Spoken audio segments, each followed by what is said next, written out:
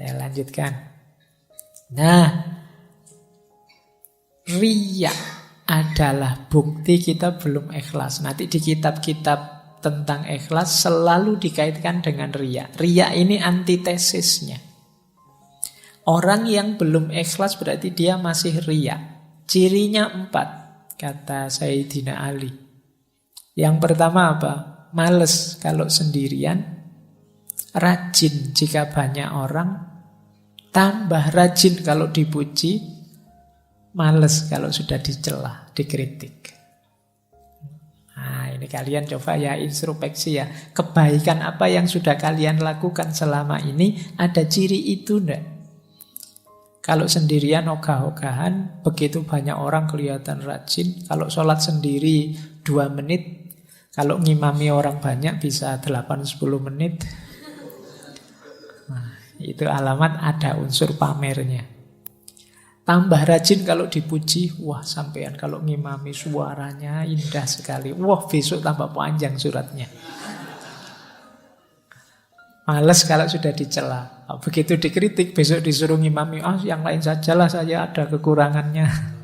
Nah itu coba hati-hati dengan riya. Itu penghalang besar dari ikhlas. Ada uraian bagus dari Syekh Izzuddin Abdus Salam. Ini saya agak cepat. Tentang mengapa kok kita itu mudah riya. Kata Syekh Izzuddin, nafsu kita itu punya kesadaran bahwa semua manusia, apakah itu orang baik, orang tukang maksiat atau raja, itu kan menghormati, memuji, senang dengan orang soleh.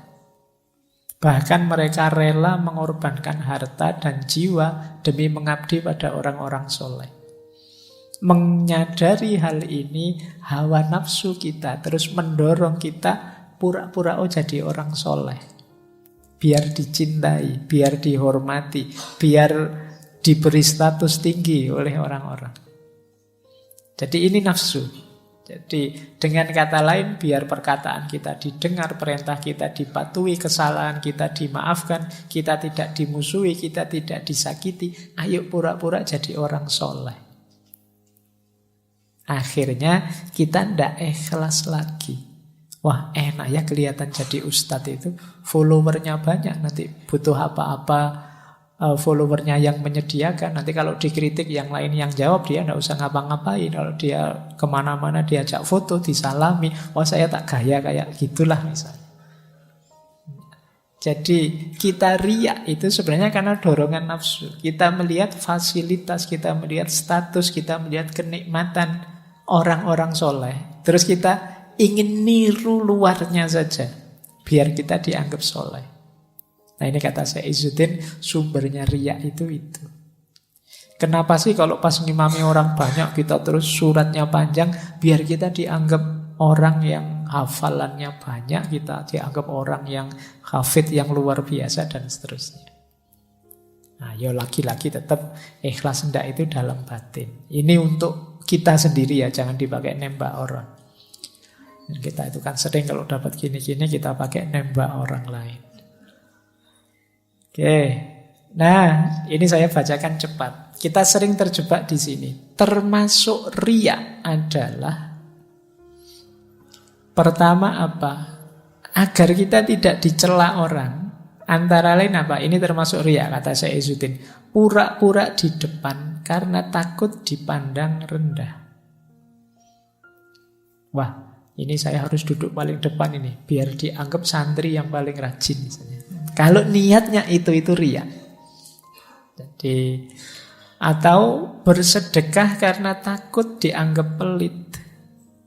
Berperilaku seperti orang soleh karena khawatir dianggap orang biasa.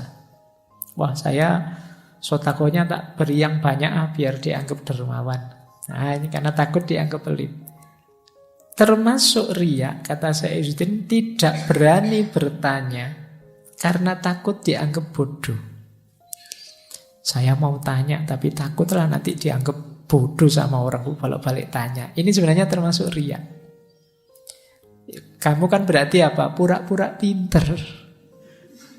Padahal yo pingin tanya, wong ndak ngerti, disuruh tanya diam saja. Ini jenis riya juga. Atau kata Syekh Izzuddin, pemuka agama yang dapat pertanyaan sulit tentang satu masalah yang dia tidak tahu, karena takut dianggap bodoh terus jawab sak bisanya sesukanya. Ini riya juga. Ya kalau memang tidak tahu ya jawab saja saya tidak tahu. Jadi karena kadang-kadang kan beban kan dianggap panutan, dianggap tokoh, itu kan harus bisa menjawab apa saja. Kadang-kadang pertanyaan apapun dijawab. Harus kalau memang tidak tahu kita bilang tidak tahu. Dulu pernah kita mengkaji wisdomnya Imam Malik itu. Karena Imam Malik itu kan pernah dari sekian puluh pertanyaan yang diajukan dijawab cuma 4. Sisanya beliau jawab ana la adri. Tidak tahu saya. Oh sekarang kalau ada ustadz begitu dianggap ustadz, wah apa ustadz ditakoni kok tidak tahu terus. Tapi justru yang mulia yang seperti itu. Jangan ngawur, kalau memang tidak tahu bilang tidak tahu.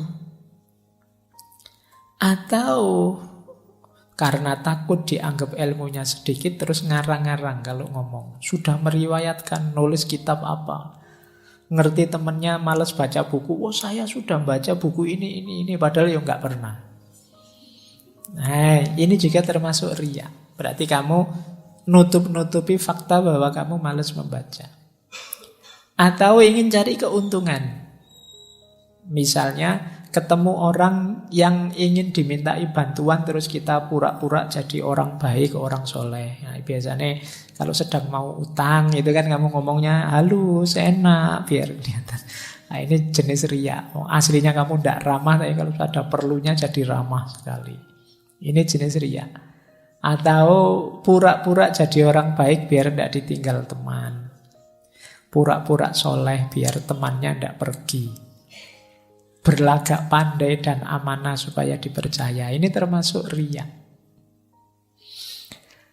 Nah, termasuk riya juga kata Syekh Izzuddin, meninggalkan ibadah karena takut riya. Ada ndak di sini misalnya pas nginep di kamar kosnya teman. Biasanya sholat tahajud, tapi begitu di kamar kosnya teman mau sholat tahajud, anda enak nanti dianggap pamer biasa tahajud. Nah, kata Syekh Izzuddin justru itu jenisnya riya. Meninggalkan ibadah karena takut riya. Kalimatnya Syekh Izzuddin, setan menghasutmu untuk meninggalkan ibadah. Kalau hasutan itu gagal dan engkau tetap ibadah, setan akan membisikkan riya untuk merusak ibadahmu. Jadi oleh setan itu kita dilarang ibadah, kok masih tetap ibadah, kita diwas-wasi dengan riya. Kok kita bisa? Ndak, saya ndak riya lillahi ta'ala. Setan terus ngasih was-was lagi loh. Meninggalkan ibadah untuk menghindari riya itu lebih baik daripada beribadah tetapi riya. Nah itu tadi akhirnya kalian yang biasanya puasa karena di tempatnya teman, sudahlah ndak usah puasa saja, nanti kelihatannya kok kayak pamer. Ini juga riya. Jadi beribadah, tidak beribadah karena takut riya, itu termasuk riya. Kata Syekh Izzuddin, itu dustanya setan. Meninggalkan ibadah karena takut riya itu bukan ikhlas. Jadi ikhlas itu beribadah karena Allah saja, bukan karena manusia. Meninggalkan ibadah karena takut dilihat orang, itu berarti tidak karena Allah lagi, tapi karena manusia. Meninggalkan ibadah karena takut dianggap Allah, kamu anak soleh ya, kamu sok anu lain. Karena takut label-label dari orang, ini juga jenis riya, kata Syekh Izzuddin. Jadi ikhlaslah lillahi ta'ala. Pokoknya full semuanya karena Allah saja, tidak karena macam-macam.